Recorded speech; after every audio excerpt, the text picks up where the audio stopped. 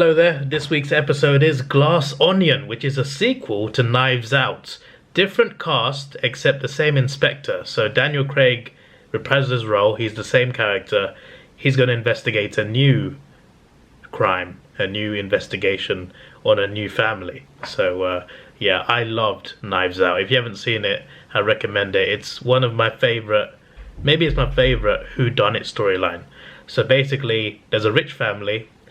The old guy in the family who owns the house and has a will, he dies. He is killed. And someone in the family did it. And Daniel Craig has got to figure out who did it. That's Knives Out. It was awesome. The twist, who they revealed it to be, and how the kill happened. It was all interesting. It was the twist was so good. It was like the last person you'd expect to do it. So it worked so well. And it was like a rich family who clearly they were all like, not all of them, but someone like self-centered, selfish, arrogant, whatever, like rich people things. And they all wanted in on the will. So, you know, there's always a chance that any of them could have killed the big father to gain his possessions, because he had a huge house and a lot of money, and everyone in the family wanted it. So yeah, it was an interesting movie. Like, it really surprised me how good it was, and I don't know if it won any Oscars, but it got nominations for some things as well. It was an amazing movie and I loved it. And now the same director has come up with a sequel, a different family, same investigator. By the way, Daniel Craig in the first one was so good. He was so funny. He was hilarious. I think the line about them buying a house from a Pakistani guy from the 70s. If you know the line, you know. If you see the movie, you know. That line had me laughing. Had me in stitches in the cinema. That was hilarious. Just his accent, the way he acts in that character is one of his best. His best, I feel, was Bond, but the way he acts that inspector character is so cool, and it's so funny, and it's so charismatic. I really like it, and I look forward to seeing him investigate another family. I wonder if it's the same thing. It could be that it's another will sort of thing. I hope it's not. I hope it's like a different thing. But obviously something's going to happen. And yeah, before I start, actually, I'm going to check over the cast. Edward Norton. Oh, the Incredible Hulk is in this. Janelle Monáe, Catherine Hahn, Leslie Odom Jr., Kate Hudson, Batista. I knew he was in it. I knew Batista was in it. I knew not Norton, sorry. I knew Catherine Hahn was in it. Kate Hudson as well. Jessica Henwick, Madeline Klein, Noah Segan. I know who he is, I just can't pronounce his name. Jackie Hoffman, Dallas Roberts, Ethan Hawke, Hugh Grant, Natasha Lyonne, that's the what's her name from Orange Is the New Black. Can't remember her name, but she's in this. Stephen Sondheim. I said girl from Orange Is the New Black. The whole cast of women in that show. So I'm not really helping you. But the funny one, that doesn't narrow it down either. Kareem Abdul-Jabbar, Serena Williams. Who's she playing? Yo-Yo Ma, Joseph Gordon-Levitt, Adele Frank, Jacek, I don't know, some guy who plays a lab worker, Dan Chariton, Eddie Gorodetsky, Coco Shinomiya, Mark Newman. How big is this cast? Adam Davenport, Ivy Lauren, Momo Pekurik, N.J. Gentry, Ali Goksoy, James Payton, Florian Konofsky, Angela Lansbury. The last few I did not know. I think I recognize Angela, actually. Yeah, so Knives Out, the first one, had an amazing cast as well. Like, the cast was amazing. And this cast is also a mix of very good actors, and, you know, actors that I've seen them in other movies and shows, and also some interesting personalities like Serena. Obviously, like, also Batista. There's quite a few wrestlers who turn actors, because wrestling is like, it's acting. You got to play a hero or a villain, or like something in the middle. You can kind of master a craft of acting through wrestling, so it makes sense that a few wrestlers do step onto acting, because wrestling is like practice in a way, because it's like a drama sub. You're playing a character in wrestling. So obviously not everyone makes it, but a lot of wrestlers do actually try making movies. A lot more than you might think, but obviously some have made it the big time, like The Rock. obviously he's, you know, the most popular of the wrestlers turned actors. John Cena recently has actually been quite good, like better than I expected. I remember seeing the Marine years ago. I'm just like, this guy can't be a top level Hollywood actor. He still isn't, but the stuff he's been in the last few years, he's actually been very good, movies and shows. But then there's Batista. I saw a tweet about him previously that he might be the best wrestler turned actor, and I agree. Yes, The Rock's the biggest and the most popular, but Batista is brilliant at acting. I'm not saying The Rock isn't, but I'm saying Batista is better at acting, and I kind of agree. I can't remember who said that. He's probably on it. I'm sure many people have said it actually. Batista might be the best wrestler turned actor, and I really do agree. I was planning on doing a top 10 movies of 2022. That video might be out before this one, but I wanted to watch this first before making that video, just in case, because I loved Knives Out that much. If this one is even half as good, it might just be my top 10. So yeah, anyway, let me watch this and see if it's good. Sorry, I had to pause.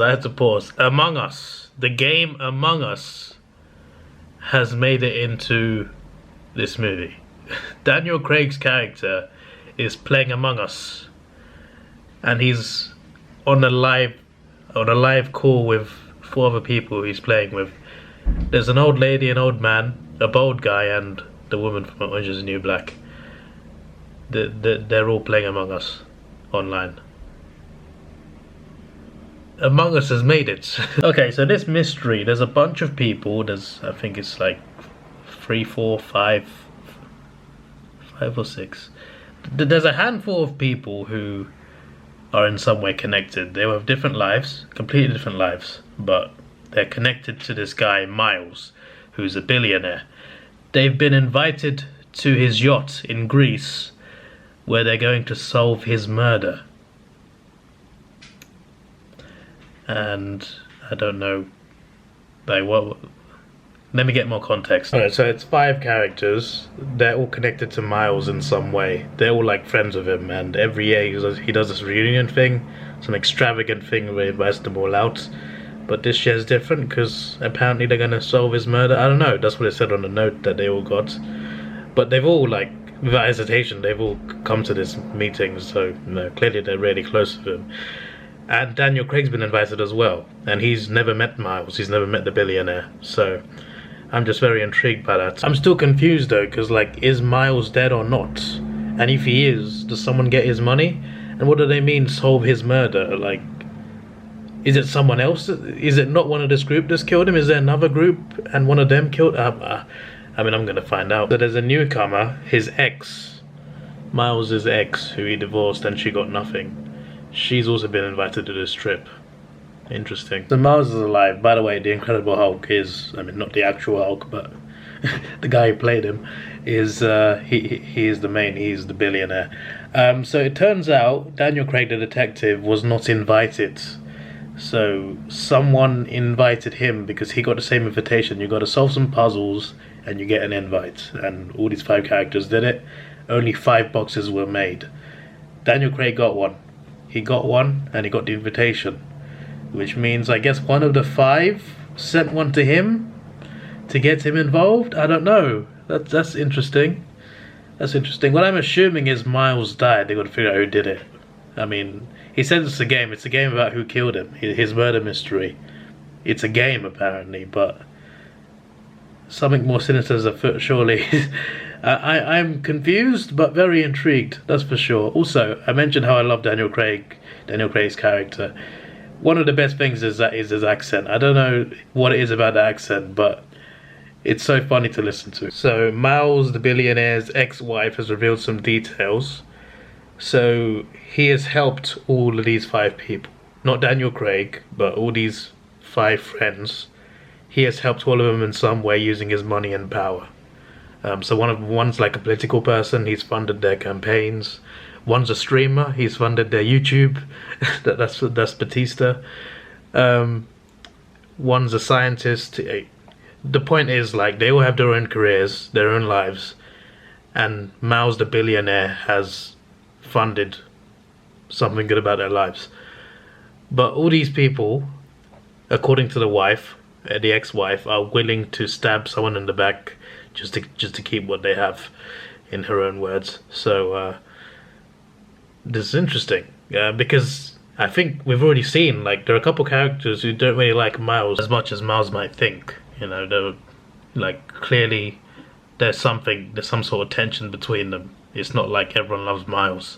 So I'm intrigued. I feel like someone kills him and Craig's got to find out who did it. That's what I'm assuming will happen. So there's been more and more interactions where, you know, another character has a problem with Miles. So there was an argument with Peg and well, you don't even know who Peg is, but I want to review this without spoiling the movie, basically. But Dave Bautista, I mean, this won't be a big spoiler, but Dave Bautista has just seen his girlfriend, who's also on the trip with Miles. Let's just put it that way. So he's caught her cheating with his friend Billionaire. So now he has a reason to kill him. I feel like they're gonna keep creating new interactions where you can see a motivation for each character killing him, and then they're gonna kill him off. That's what it looks like. It looks like it's the way it's going. And slowly, in the dark, in the shadows, Daniel Craig is watching. He's watching everything. He knows. He knows what's going on. He's aware. I don't want to spoil because it's a new movie. It came out very recently. But let's just say there's a game and Daniel Craig wins it easily because he's too smart. It's a funny scene. That's as much as I'll say.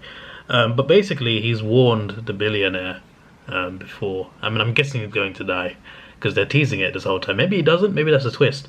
If it is a twist, I won't tell you, but I'm assuming he's gonna die. But Daniel Craig actually warns him. He's just like, you've invited 7 people on this island who have a reason to kill you. Every single one has a reason to kill you. He's just basically trying to warn him, like, you're crazy.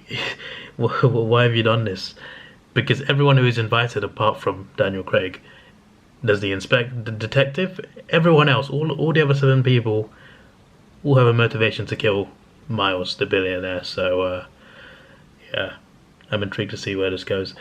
I might just not say anything until the rest of the movie ends. Oh, that was good. Not as good as Knives Out. The first Knives Out was elite. This one was not as good as that one, but I still liked it. It definitely surprised me. There were definitely some twists and turns that I did not see coming. But yeah, was I right, was I wrong? I won't tell you. But all I will say is, when they reveal what happens with something that happens, it's not what you expect. It's not what I expected anyway. But yeah, the movie definitely had me tricked. It got me duped. So yeah, I do appreciate that. There's a certain magic about this type of movie, and Rian Johnson really nailed it twice.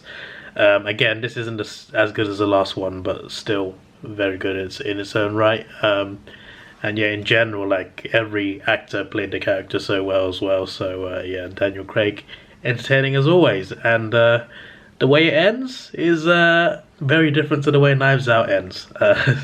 This is very interesting. You know, it's about a group of friends. One's a billionaire, and the billionaire has control over the rest of them because of how he's influenced their lives and how he still continues to influence their lives. So, like, they're protecting him, even though, like, he's clearly a bad guy.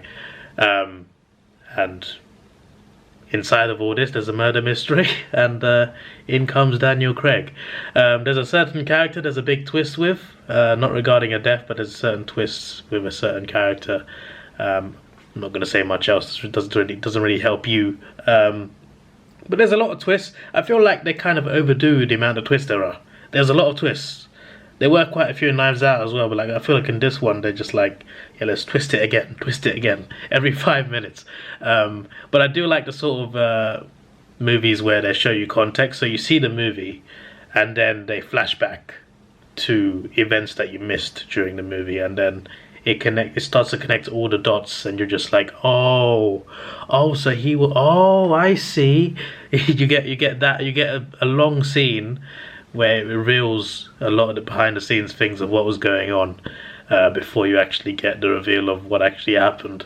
But yeah, they did it well. Just not as good as the first one, but they did it well, and I really hope they make more of these, because they made 2 good ones so far. I own the Knives Out movie in 4K, I'd very much like to own this in 4K as well, because that was awesome. Although this is like, Knives Out was like a proper cinema movie. This one was for Netflix. But it didn't feel like it was different. Like, it didn't feel like it had a lower budget or anything. It genuinely felt like a big budget movie. So yeah, I mean, obviously it's just, you know, it doesn't require a lot of effects. It's just a real world. It's not a real world, but like, no one's got powers or anything, so it's not like it's hard to edit it, if that makes sense. The hard to do effects on it. It's just a murder mystery, a whodunit mystery, and yeah, it's not like something that needs to be made in a cinema. But I do also feel like we need movies that are made for cinema as well, because not everything needs to be streaming. And a movie like this, I think, would have done well in cinemas if released at the right time. Not right now, though, because Avatar's out, but still, this would have done well in cinemas, I think, in the right time frame. But it was a good movie, though. This is your boy Davidoff. Please like, share, subscribe. Thanks for watching. Have a good day. Last year, I kept forgetting to do ratings and did it at the end. Didn't do one last week, but I'm gonna go for a 7 out of 10. Yes, Knives Out would be a 9. This one, I'll give it a 7.5. A 7.5. It's just that I can't put it on the level of Knives Out. I just can't do that. This one is good, just not as good as that. So yeah, those are my thoughts. Goodbye. Let's take it slow. Where you go, I go too. And if you hit the bottom, I'm going down with you. Let's take it slow. Who cares where we gotta be? You know you'll have a good time wherever